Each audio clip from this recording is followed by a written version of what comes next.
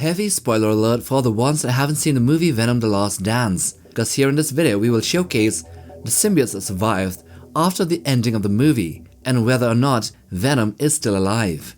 So you are warned, anything beyond this is at your own risk. Let's get to it. Let's begin this video by addressing the symbiotes that died and therefore narrowing the list to the ones that were likely to survive and the ones that were actually seen to have survived.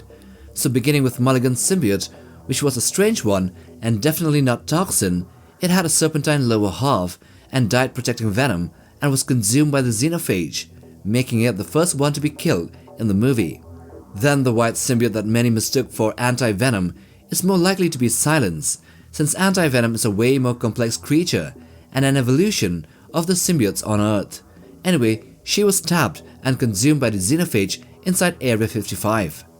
Then next there's Rascal, which was the one that had fire abilities and was consumed when he charged head-on to the xenophage in Area 51 above Area 55. We call it Rascal since the Rascal symbiote was an offshoot of Carnage and was the one that bonded with Green Goblin to form Red Goblin and had fire powers.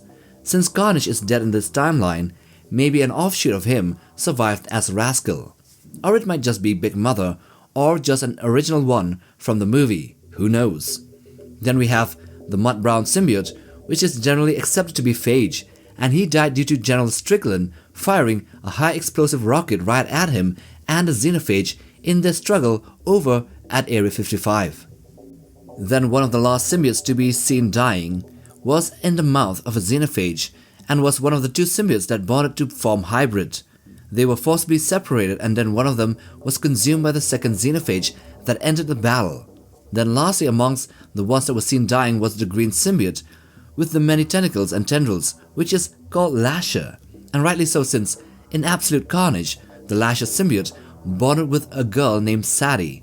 And here in the movie, the scientist's name that was bonded to the green symbiote was also Sadie Christmas. So Lasher, one of the most capable symbiotes in fighting against the xenophages, was finally separated from her host by sonic emissions of the symbiote hunters, and then consumed while she was in a weak form. Now we head on to the probable ones that survived the events of the battle in Area 51/55. Firstly, we have the pale green symbiote that was separated from the hybrid. We only saw one of them being devoured by the xenophage, while the other was thrown away like a rag doll. It was never seen to be killed, and the time lapse between the one that was eaten and Venom luring the xenophages away was so small that it is highly likely that the other one would have been recuperating elsewhere and was too weak to jump right back into the fight and be killed. So that's one. Then there is the purple-yellow symbiote, which was last seen before the explosion that killed Phage.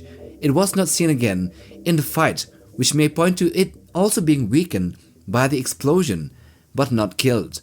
That's the second symbiote that still may be alive after the end.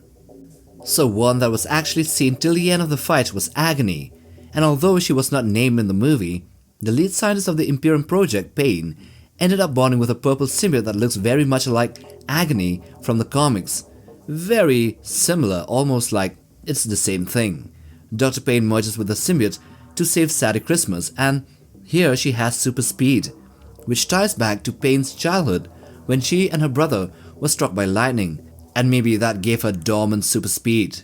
It is interesting to know that one of the more famous symbiotes was still kicking at the end and might come back in a future Venom crossover movie. Then there is the elusive Toxin symbiote that bonded with Mulligan at the end of the Let There Be Carnage movie. The Last Dance confirmed that this symbiote left Mulligan shortly after that, and that the police officer was given another symbiote in its place, which was the first one that was seen to be killed. Thus Toxin is still out there in the world and might make an appearance in a future flick.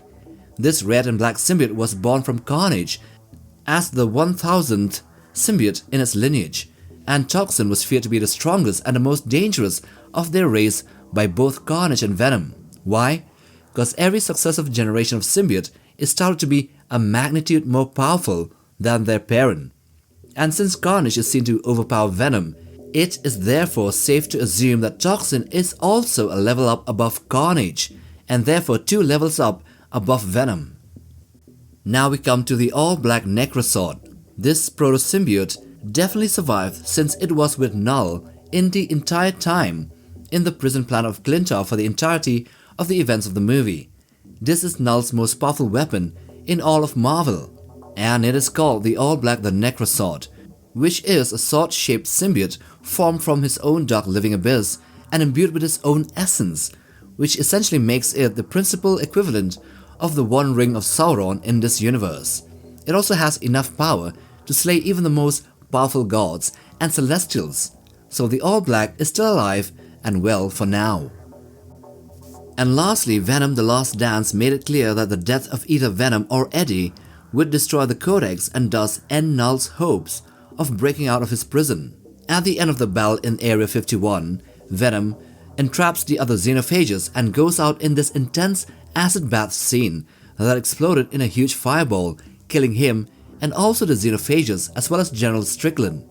Then we get a montage of Eddie and Venom's time together and Eddie visiting the Statue of Liberty to honor his promise to Venom. But then there is the second post-credits scene moment, which is super interesting. A cockroach crawls near a broken vial, and a black symbiote jumps out and bonds with it. Remember earlier in the movie, in the Mexican bar, when Eddie leaves a tip, he also left behind a piece of the symbiote, totally by accident.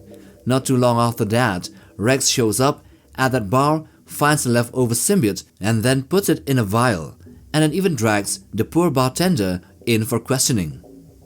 Now we don't see the bartender again until the second post-credits scene. He stumbles out of what looks like the wreckage at Area 51, completely confused, and then there is that cockroach sculling past a broken vial, teasing the idea that Venom may not be gone for good after all. So if Venom comes back, this would be the resurrection event, but then again, if that piece of the symbiote survived apart from the main Venom and alive, shouldn't it be an offspring then? Here we are left with two scenarios. Either they bring back Venom from this, or it could be another symbiote, maybe one that is called Mania, which is a clone of Venom in the comics, but given the possibility of Tom Hardy coming back for another movie that includes Venom, which isn't a standalone, this small black symbiote could very well be part of the Venom that comes back to life, and so with that we can consider Venom still alive. So to wrap things up in a nutshell, the dead symbiotes are Mulligan's green one, the white symbiote, the fire symbiote, Phage, then one of the two that form to be hybrid. Then the likely ones to have survived are the other one from the hybrid, the purple-yellow one, Toxin, Agony, Venom, and yes, the all-black Necrosword. And with that we end this video. Now lay back for a while and have a long thought about it. And if you're ready, then do check out more videos on our channel. We might have content you haven't seen. Anyway, like, subscribe, and we'll see you in the next video. Take care, fam.